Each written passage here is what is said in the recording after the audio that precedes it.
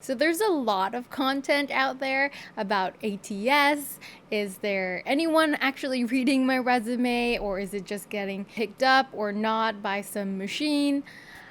I say at the end of the day, there will still be a human who has to read your resume. And what we can do, what is within our control, is to make sure that that resume is human friendly. Is it easily readable? Does it make you look good? Like, does it highlight your skills then that match what the employer is looking for?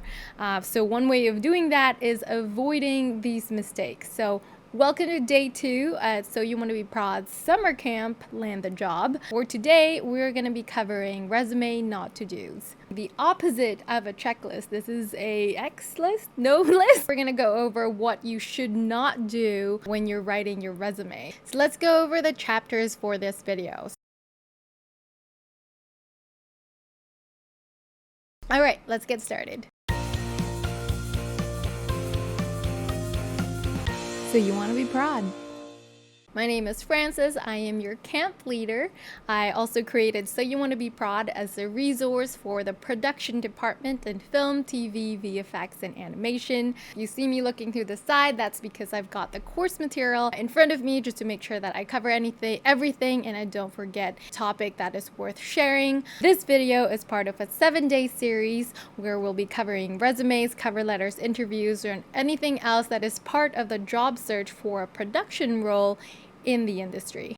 Today's goal is to be able to review your resume and avoid these mistakes, because what we want for your resume is to optimize it for readability. We want to make it easy for people to read it and get gist of who you are and how you fit the role. For your gear check for today's camp, it is just a do not do list. So it's just a full list of what not to do. So you can use it as a checklist as you proofread your resume. What not to do in general. Overall notes to keep in mind when you're writing a resume. First is avoid walls of text. Like I said, a goal is readability. It's a human reading. You want to make it easier for them to scan through it, because recruiters get hundreds of applications a day. So they're always skimming through. No one's going to read there for 5 minutes to read every single word you said. So be concise but high impact. Put words with purpose on your resume and make it easy for the eyes to follow. Next is avoid redundancy or repeating phrases. It doesn't really help you. It's just clutter. So avoid formatting inconsistencies. It makes it very hard to read. So stick to a format. So if it's like bold as a header and then 3 bullet points, like make that consistent. We don't want to see it's a bold here and then the next section is somehow highlighted and then the next section is italics. Like that is overwhelming already just hearing about it. But can you imagine like seeing all of these like variations of fonts and style on a piece of paper with so much detail? It's like, don't do it. Keep it simple, easy to read, easy to follow. No pictures. I know it's different from different countries, but we don't need pictures if you're applying to a studio in North America. Don't skip proofreading it. This is the first thing that the recruiters will see or a hiring team will see, and you want to put your best foot forward. So don't forget to rename your file. A lot of people forget this, but like I said, you don't know who's receiving it on the other end. They could be downloading multiple resumes at the same time, and you want them to be able to find your resume really fast. Avoid anything but a PDF format. Covered it in the previous video in day 1 why PDF is better than a Word document, but I can say it here again. Word document sometimes messes up your formatting. So PDF preserves how you want your resume to look. Don't forget to thank people who help you. So if there's anyone who helped you forward your resume, recommend you, always thank them. Don't miss a deadline for a submission. So some job postings will have a note at the bottom or somewhere in the listing that applications are due by X date. So make sure that you're reading that and don't miss it. My last overall tip for resume is do not wait too long before sending it. Sometimes good enough is good enough. One, you might miss a deadline. Two, let your resume do the work. Well, yes, you can always improve more. We can do that that applies with anything, right? Like we can always improve. But if no one is looking at your resume because you haven't sent it, then no one's gonna know about you or who you are or that you're even looking for a job, right? So sometimes don't sit on it too long because you want it to be perfect. Just if you reach a point where it's good enough, send it and then come back and then edit it again if you're not so happy about the formatting. But if it's good enough, it's readable enough, it has enough information there that's matching the job description, send it. Go. Done. Next. All right, so what not to say about yourself. So these are things not to put on your profile or your contact info at the top of your resume. Number one is don't make the font size too small or hard to read. You want them to be able to read how they're going to contact you, and your name should be legible. It'll make it easy to yes, this person is a great candidate. Who is it? Okay, done. Let's go invite this person. Don't use an unprofessional email. Give it another thought if you have something other than your name. I know that the film TV industry is a fun one. We're not super formal, serious, or corporate, but there is a line. So still keep it professional. Don't forget to check that links on your resume work if you're choosing to put a website. Don't add your age or birth date. You don't need that. Also, don't need to put your full address. Said city, state, province, country, that's enough. Don't put your salary expectations on your resume. That comes through a conversation later on. Your summary, don't just talk about how awesome the studio is or what the studio can do for you.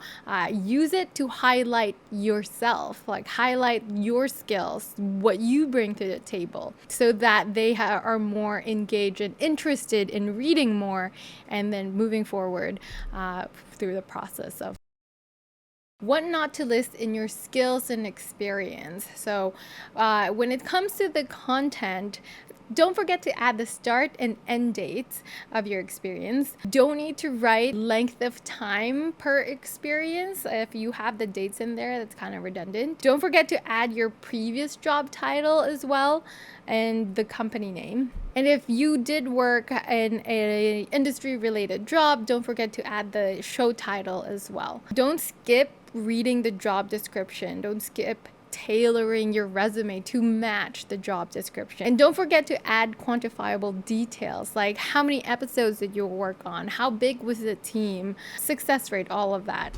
That makes your experience less more of a fluff. There's more substance to it. Don't forget that people skills matter too. Soft skills matter. A lot of people focus too much and only on the technical side, like note taking, scheduling, budgeting. Production works with people a lot. So what skills do you have that kind of answers to that responsibility? Don't dismiss non-industry related jobs that you had just because they weren't in film or TV. This is where reading the job description helps you, because you might be able to find skills there that were transferable from your previous job. So you can use your previous work experience, even though it's not in film and TV, but if there are tasks there, duties, or outcomes that you were able to bring or help, then you can still use that to make your application stronger and show the recruiting team and the hiring team how you can use these skills to be a really good production person. Don't repeat the same skills or phrases over and over. Even if you took similar jobs, similar roles before, find other things to highlight when you were in that other role. You don't have to repeat the same task between two similar roles. I think I touched on this earlier. Don't use vague or fluff words without substance or examples. So same goes for your skills. Giving examples, using the formula that we covered in day one will really help with that. In the skills, if you do choose to put your languages in there, you don't really have to put proficiency. Again, this is just in my experience. Languages are great to add, but otherwise I think the real estate for your resume could be used somewhere else. Like I said, you don't want too much clutter in there, because you want to lead the eyes to where it matters most, and that is in your work experience. That is in your skill set that relates directly to production. Keep in mind as well to not expect the recruiting team to translate your experiences for you on how that relates to the job. That's the resume's job. Your resume should be the one explicitly showing, describing why your experience mattered, why your skills fit the job that you're applying for. So just saying things that you did, just tasks, without context of what skills that shows off or how that relates to a production role, isn't really going to help you. In terms of formatting, put the most recent one at the top. Avoid using more than 3 pages, but listing experience that is not relevant to production. You don't need to list every single job, part-time job that you've ever done. Don't make the font size too small just to fit it all in one page. So again, going back to the goal of readability, if you do have a lot of relevant experience, you can spread it out into 2 pages. People can scroll. Most people don't print anymore, so that works. Don't just list your duties. Like I said, there's a formula on my other video that you could use. Don't just say ran meetings, delivered schedule, whatever. Like, you could do better. Avoid having more than 3 sentences per bullet point. No one wants to read paragraphs. Make it easy for the eyes to read, so that's through bullet points. Be concise, but with value, high in value. Avoid having 1 to 2 words that take up a whole text row. Be smart with using the real estate of your resume. If you find a bullet point where, because the sentence or the point was so long, there was 1 word that ended up just like sticking at the end of like 1 new row, see if you can rephrase it so that it gets rid of that 1 little or 2 little words that are sticking out and taking up a whole blank. You don't have to use full sentences either to list your skills or tools. Those can be just quick bullet points. Reference the job description for what you can put. Don't overuse bold, italics, or underlined. So that ties to another tip of making sure that your formatting is consistent. Don't put bold here, italics there, underline here. Like, that's very hard to follow. I'll just say that sometimes less is more.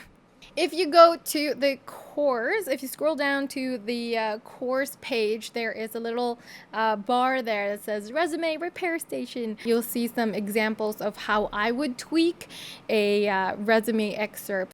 What not to do on the education and interest headings of your resume. Small things matter too. Don't forget to add your school year. Don't forget to list them in chronological order. The most recent one at the top. Don't write your GPA. You don't need to write references available upon request. Don't overshare your interest. Interest is great. An icebreaker. It's one way to humanize a rather faceless document. Don't share too much. This is still a professional environment, so know the boundaries.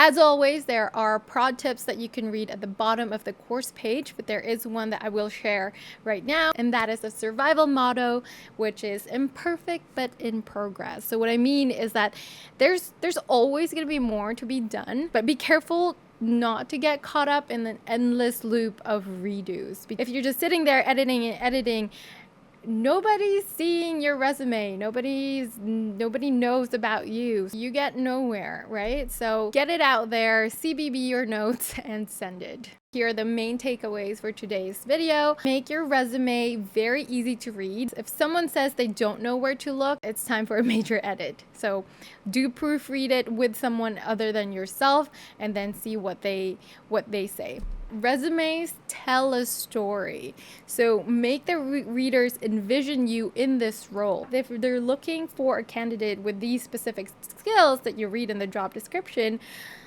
how does your story match that? How are you the person they're looking for? So tell that through your resume, through your experiences. Always read the job description. I don't know how many times I said that in this video. If you counted, maybe let me know in the comments. What you're gonna want to put in your resume is already there. So read the job description. There are additional resources that you could read. One of them are reasons why you're not getting job interviews. And your action items for today. So number one, cross-check your resume against the do not do list. So making sure that everything looks good. If not, then edit as needed. And number two, you can give yourself a treat, because after proofreading it and checking it against the do not do list, hey, you have a working resume. Congratulations. Send that version on 1 or 2 job listings for now. That's a big thing and worth celebrating. So give yourself a treat. That is in your action items. That is your homework. If you like this video, if this is helpful to you, or if you think this could be helpful for someone else, do give it a thumbs up. You can also subscribe to make sure that you don't miss the next one, and because the next one we will be covering cover letters, so that's going to be over here once that's out. And the best way to also say thank you is to recommend it to someone else. So You Want to Be Prod has a mission to provide support for production everywhere, and the word of mouth goes a really long way, and I really appreciate it. That's it for now for day 2. Hopefully we covered everything. I don't know, is there anything there that surprised you? Let me know in the comments. Or something more interesting, what was the craziest, the wildest thing you saw someone put in their resume? Let me know in the comments, because maybe I'll add it into campfire stories. Thanks for watching. That's day 2. We'll catch you in the next one. But in the meantime, if you want to stick around, here are some campfire stories. Okay, so there's a lot more campfire stories, but I won't go over all of them. You can read more about them on the website. For today, I will pick... Okay, I'll pick 2. One is I personally made the mistake of sending my own resume, highlighting my attention to detail. And then it was later on, because I didn't hear back from them, so I was like, oh my god, did I do something wrong? Later on, I noticed there were typos in it. So always proofread. Another campfire story is I was now on the opposite end, where I was on the hiring team and I'm reading resume for applicants, and there was one resume. The only thing that it had was their name and the link to their website. That's it. I'm like, was this a mistake? I don't know. We'll never know. Yeah. That's it. See ya.